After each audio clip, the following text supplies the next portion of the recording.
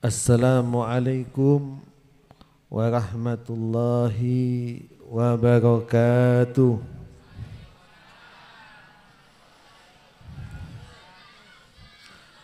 Alhamdulillah, alhamdulillahi rabbil alamin. Allahumma salli wa sallim ala sayyidina Muhammad wa ala ali sayyidina Muhammad.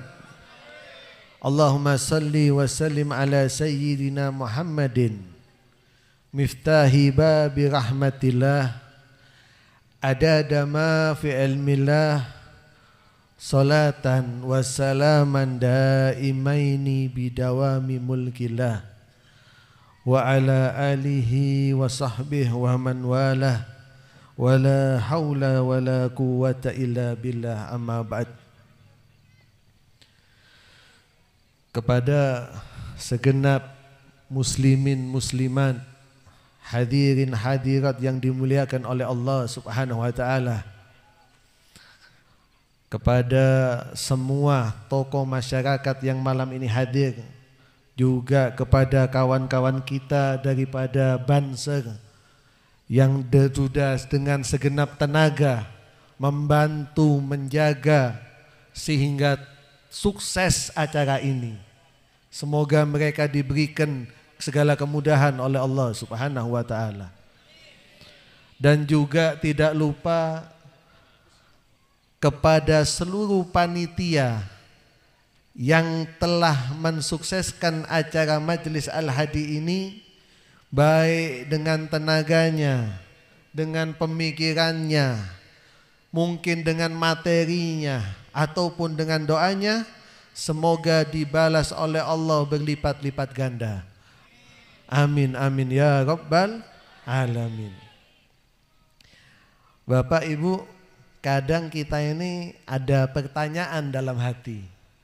Kenapa kok kita ini harus menghadiri pengajian? Bahkan hampir setiap hari pengajian. Di sana pengajian ini, di sana pengajian itu. Karena kita tahu bahwasanya kita ini hidup di dunia ini sesaat. Tidak lama, kalau tidak besok, ya besoknya lagi kita akan masuk ke dalam kubur.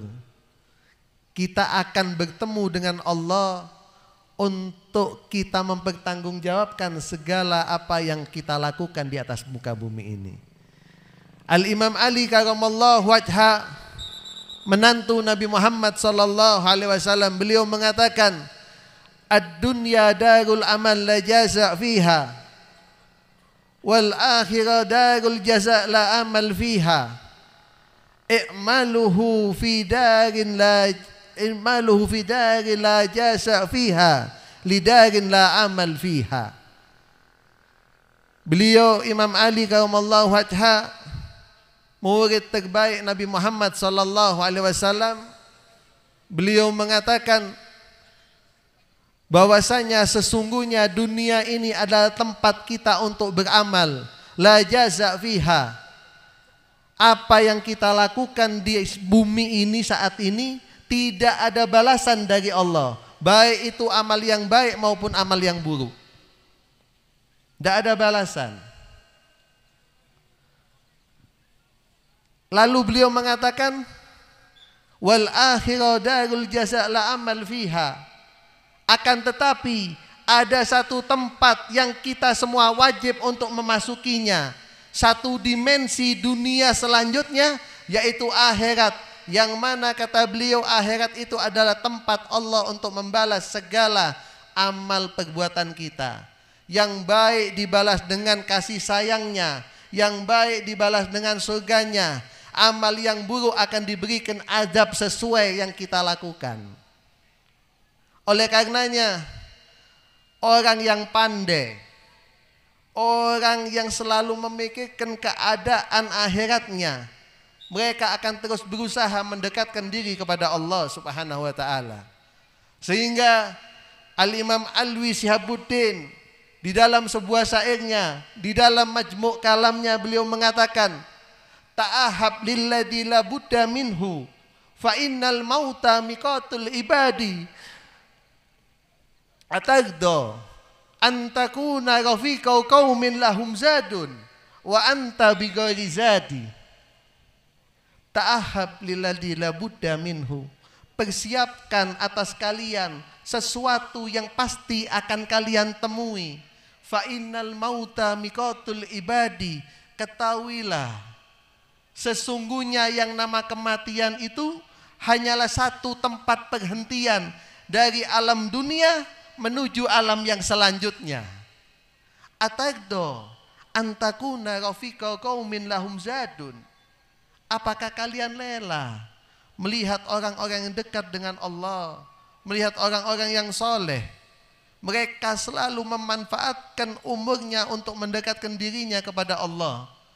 Mereka menggunakan sisa umurnya, waktunya, anak istrinya, bahkan pekerjaannya semata-mata untuk bekal mendekatkan diri kepada Allah. Lalu beliau mengatakan, lalu kita masih santai-santai saja.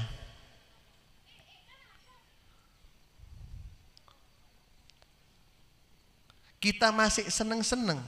Kita masih seneng rasani tetangga kita. Kita masih seneng melihat kesalahan orang lain. Sedangkan kita tidak pernah melihat kesalahan kita.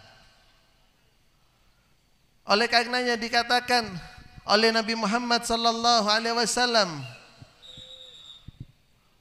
beruntung siapa? Liman. Kenapa? Kenapa, Bu? Dikatakan oleh Nabi Muhammad sallallahu alaihi wasallam, beruntung seseorang yang dia disibukkan oleh aibnya sehingga dia tidak lagi sempat untuk melihat aibnya orang lain.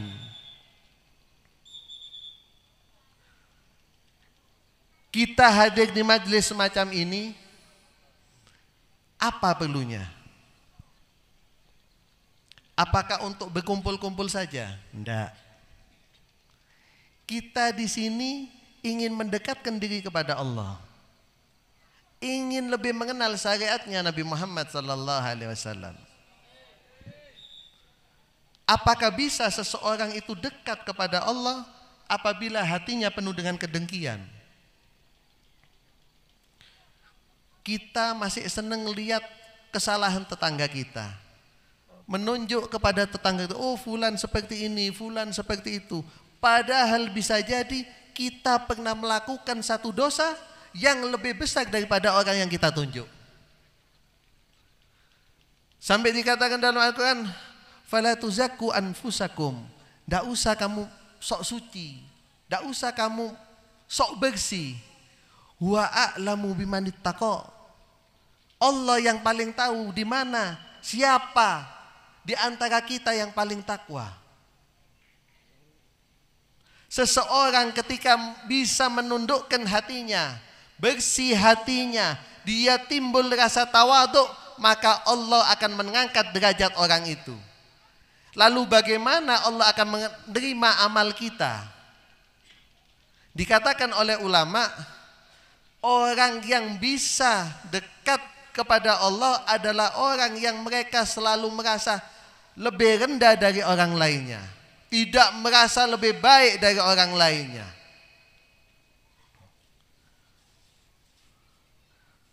Ahlan, Ustaz.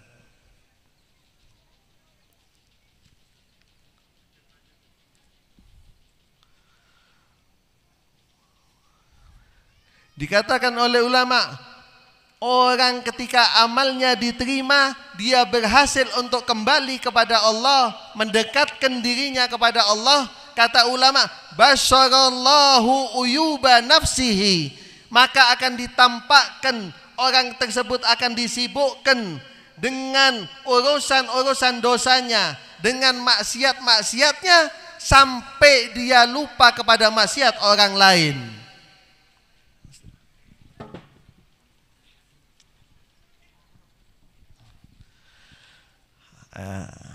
Alhamdulillah Ustaz Umar sudah datang, jadi tidak lama-lama ya. Sayanya tidak lama-lama karena ini bagiannya Ustaz Umar langsung nanti. Iya. Jadi maksud diadakannya Majelis Al-Hadi ini bukan untuk kumpul-kumpul, tapi untuk kita membersihkan hati kita, untuk kita menjadi orang yang tawadhu. Ketika orang itu tawadhu, maka akan diangkat derajatnya oleh Allah. Lalu kapan Habib kita akan menjadi orang yang tawadhu? Kita akan menjadi orang yang tawadhu. Kita akan menjadi orang yang tawadhu ketika kita sudah tahu bahwasanya kita mempunyai banyak dosa, lalu kita akan mempertanggungjawabkannya di hadapan Allah Subhanahu wa taala. Loh Beb, kalau jadi tawadhu maka akan diangkat derajatnya. Iya. Anda tahu Sayyidina Umar itu? Sayyidina Umar sebelum beliau mengenal kepada Nabi Muhammad, sebelum dia mengikuti Nabi Muhammad, siapa yang berani sama Sayyidina Umar? Jagoan. Adiknya mempelajari Islam ditempeleng sampai mau pingsan, sampai keluar darah. Tidak ada yang berani. Tapi ketika Sayyidina Umar mulai mengenal kepada Nabi Muhammad, mengikuti majelis-majelisnya Nabi Muhammad, timbul rasa mencintai Nabi Muhammad, maka beliau menjadi orang yang raqqa qalbuhu wa kasura buka'uhu, menjadi lembut hatinya, menjadi mudah menangis ketika mengingat dosa-dosanya. Dan karena itulah Sayyidina Umar diangkat oleh Allah derajatnya. Sampean tahu, di makamnya Nabi ini tidak ada makam selain kecuali 3. Makamnya Nabi, Sayyidina Abu Bakar, Sayyidina Umar. Kenapa mereka kok bisa diletakkan bersama? Karena saking tawaduknya Sayyidina Umar sampai dikatakan di bawah garis mata Sayyidina Umar ini nampak jelas goresan hitam. Kenapa? Karena banyaknya beliau menangis mengingat dosa-dosanya. Makanya ketika orang menjadi tawaduk, dia tidak akan sempat lagi untuk melihat kepada orang lain. Kesalahan orang lain tidak akan sempat lagi melihat. Al-Imam Haddad beliau mengatakan yang tadi dibaca, tadi baca Khatib Haddad ya. Nggih, baca Khatib Haddad. Al-Imam Haddad beliau mengatakan, mengomentari apa sih tawadhu ini? Katanya Imam Haddad apa? Tawadhu kan nujumi lahat lin nadiri ala sofahati ma'i wa huwa rafi'u. Tawadhu itu, kalau sampean pengen orang tahu tawadhu ini apa? Tawadhu itu bagaikan bintang di langit. Bintang ini tempatnya tinggi. Sampean kalau sekarang lihat langit tidak ada bintang, males. Lahat lin nadiri, menyenangkan setiap orang yang memandangnya. Tapi bintang itu walaupun dia ada di langit, dia sampean kasih timbo, kasih banyu, mau dia turun. Makanya kalau orang yang pandai, walaupun dia melihat bintang ini ada di dalam timba, tapi orang itu tahu hakikatnya bintang ini derajatnya tinggi. Begitu pula meskipun orang ini merendah, merasa dirinya rendah, tapi orang yang pandai tahu bahwasanya orang semacam inilah yang paling dekat di sisinya Allah Subhanahu wa taala. Sayyidina Hasan ibn Ali ibn Abi Thalib binti Fatimah Az-Zahra binti Rasulillah sallallahu alaihi wasallam, sayyidai syababi ahli jannah. Ketika berjalan, Pak, Bu, ketika berjalan Sayyidina Hasan, di situ ada sekelompok orang yang bahasa kita ini apa? Bambung. Lagi makan. Siapa Sayyidina Hasan ini? Anaknya Amirul Mukminin. Amirul Mukminin ini bukan presiden, Pak.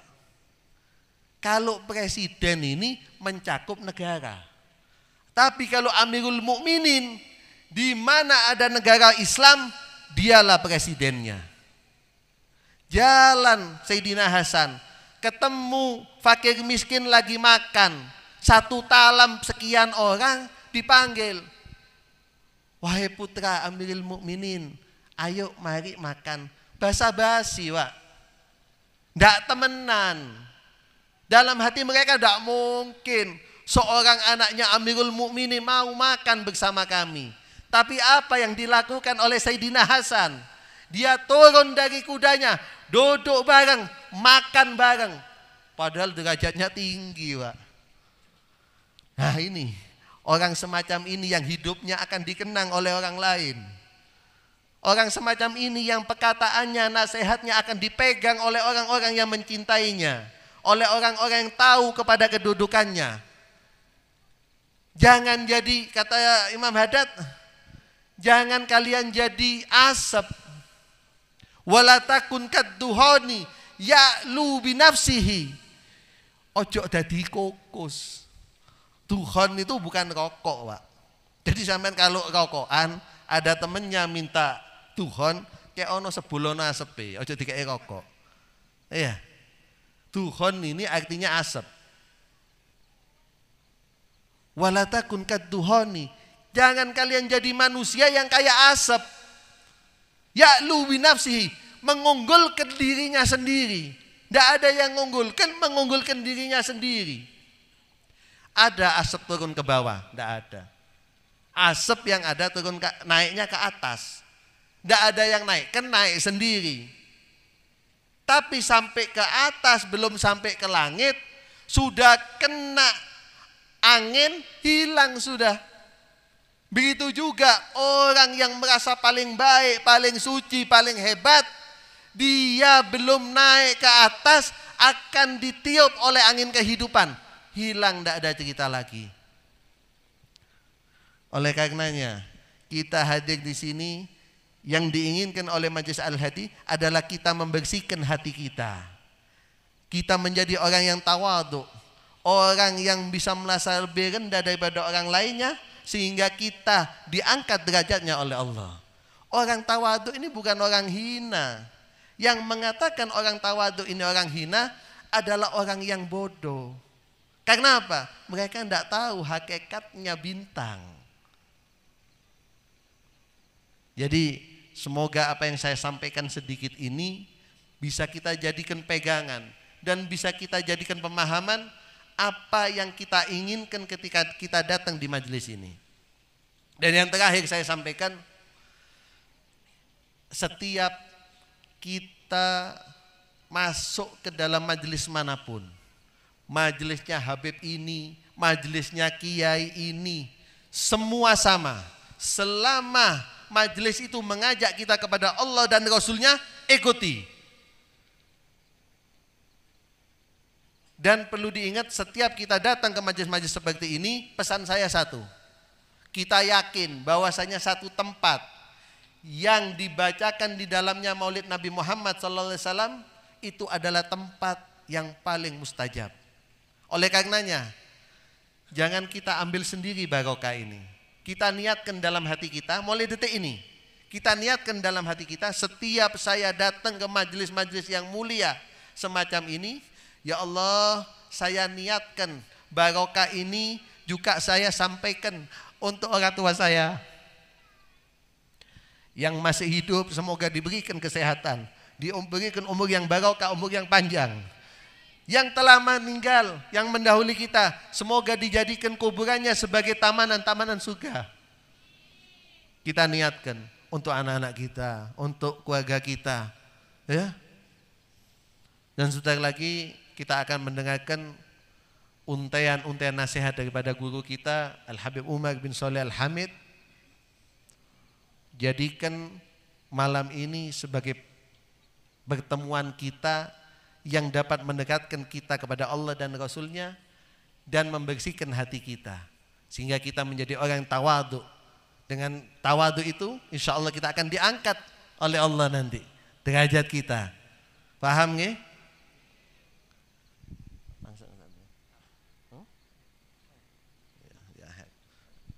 Wassalamualaikum warahmatullahi wabarakatuh.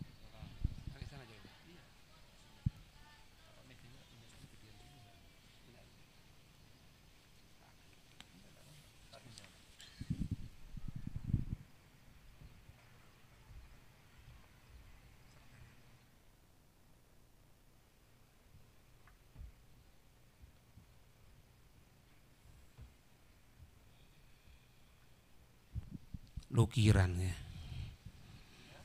Lukiran. Bismillahirrahmanirrahim. Alhamdulillahi rabbil alamin.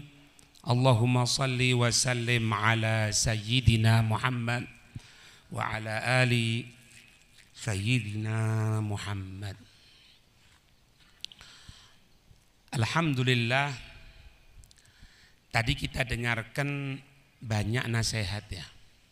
Banyak, semoga bisa masuk ke dalam hati. Bukan masuk ke dalam telinga, masuk dalam hati. Yang terakhir tadi disebutkan, semoga kita ini hadir menjadi satu panen untuk orang-orang yang meninggal dunia, orang tua kita. Atau sebagai sebab kesehatan panjang umur bagi keluarga kita, bagi orang tua kita yang masih diberikan umur oleh Allah Subhanahu wa taala. Ini momen Pak terakhir dari pidato beliau ini tepat sekali. Kenapa? Momennya ini sebentar lagi kita akan masuk bulan Rajab. Bulan Rajab ini merupakan bulan yang dimuliakan. Salah satu bulan yang dimuliakan. Dan Rajab ini diingat Ibu ya, Bapak Ibu. Rajab ini penentuan untuk Ramadan.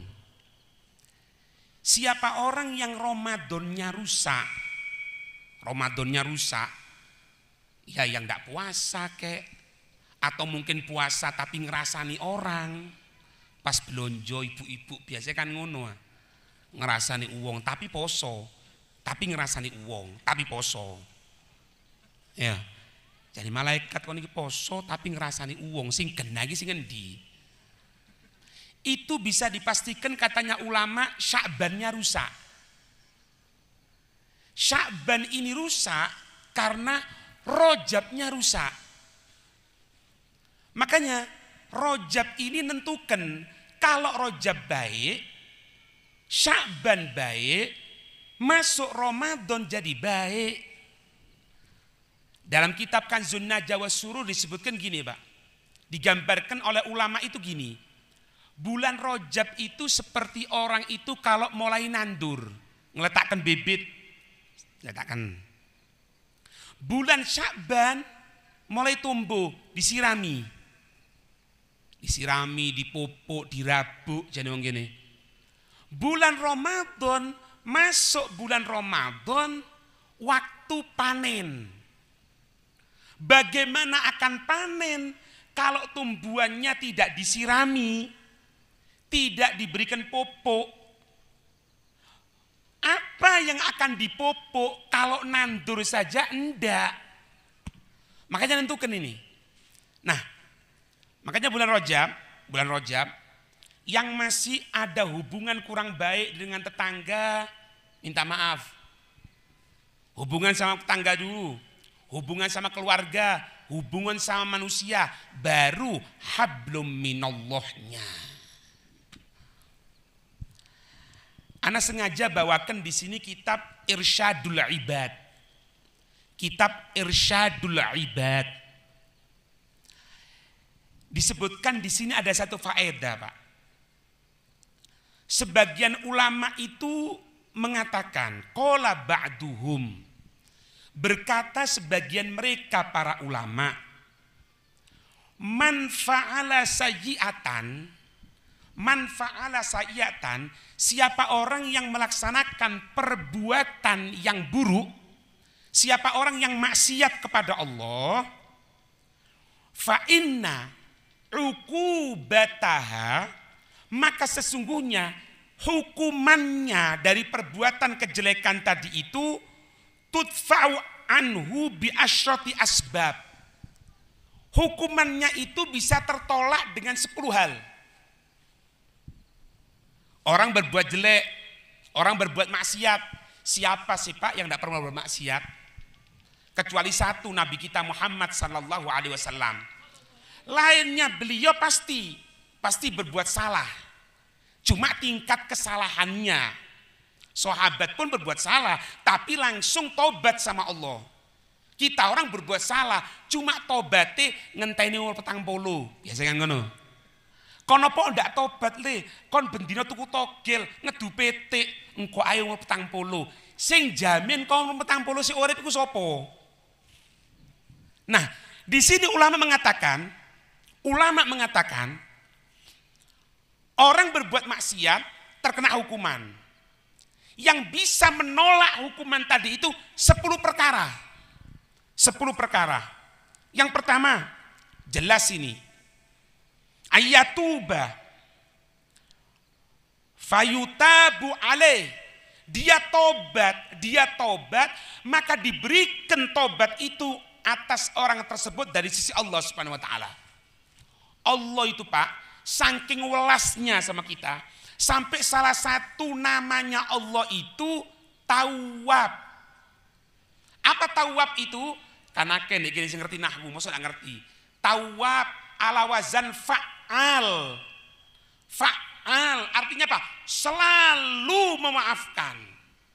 Makanya gosipnya kan ono ya Tawwab toba alaina.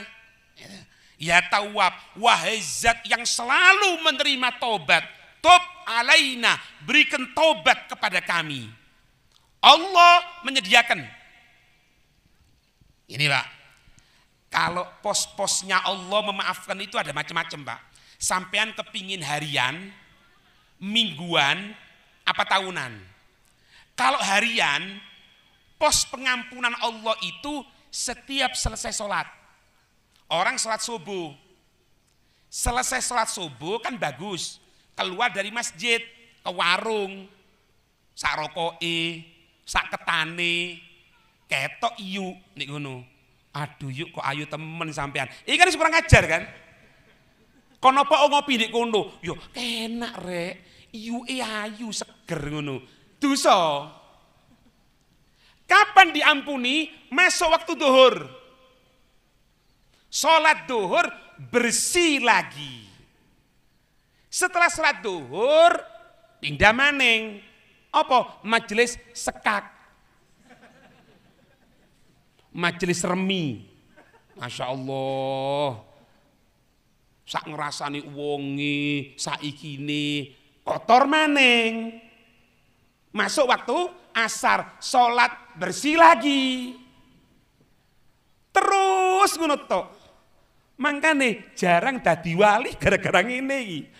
Aku sembayang, Beb. Iya sembayang. Lah dosamu piro? Mari sembayang nyolong sandal. Lho ya apa iki?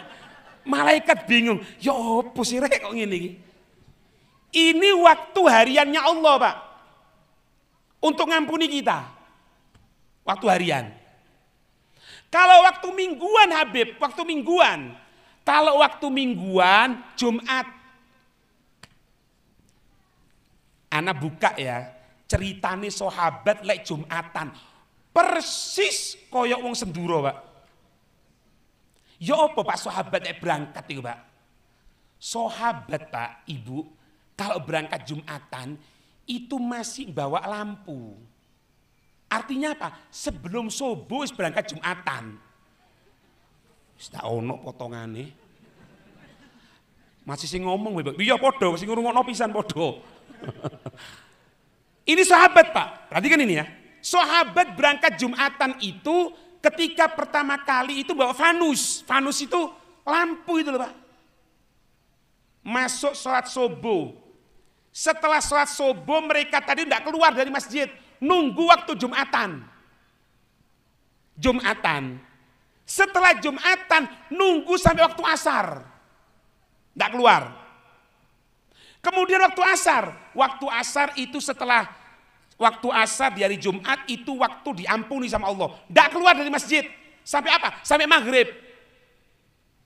Dari maghrib nunggu sampai waktu isya. Isya